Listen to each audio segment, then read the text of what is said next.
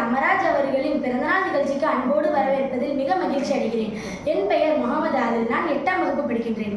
பெருந்தலைவர் என்று தமிழ்நாட்டு மக்களால் அழைக்கப்பட்டவர் காமராஜர்.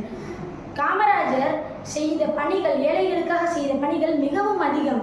அவர் ஏழைகளுக்காக அவர் இருந்த முதலமைச்சராக இருந்த காலம் ஏழைகளின் பொற்காலம் என்றே சொல்லலாம். அந்த அளவிற்கு வெறும் பெரிய பணிகள் என்றால் நிறைய செய்துள்ளார்கள்.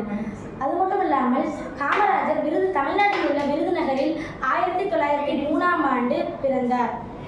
இவருடைய தந்தை பெயர் குமாரசாமி அவர்கள். இவருடைய தாயார் பெயர் சிவகாமி அம்மாய். இவர்கள் இருவருக்கும் பிறந்த குழந்தை தான் இவர். இவருடைய இயற்பெயர் காமாட்சி. இவருடைய தாயார் இவரை செல்லமாக ராஜா என்று அழைத்ததால் இவருடைய பெயர் காமராஜர் என்று ஆனது. அது மட்டுமல்லாமல் இவர் 18 வயது இருக்கும்போது அரசியலில் சேர வேண்டும் என்ற ஒரு நோக்கம் இருந்ததால் காங்கிரஸ் கட்சியில் உறுப்பினராகத்தான் சேர்ந்தார். பிறகு 1954 முதல் 1963ஆம் ஆண்டு வரை முதலமைச்சராக பணியாற்றினார். இவர் முதலமைச்சராக இருந்தபோது ராஜாஜியினால் கொண்டு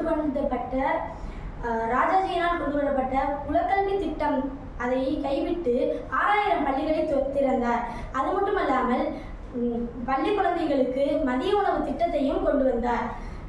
காமராஜர் அவருக்கு எதிர்த்து போட்டியிட்ட சுப்பிரமணியத்தையும் பக்தவச்சலம் அவர்களையும் அவருடைய அமைச்சராகவே ஆக்கினார். அவருடைய அமைச்சரவையை மிகவும் வித்தியாசமாகவும் வியக்கும்படியும் அமைத்தார்.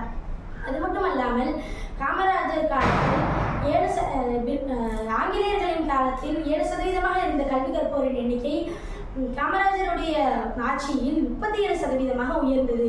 இவர் கிராமத்தில் மின்சார வசதியையும் வழங்கினார்.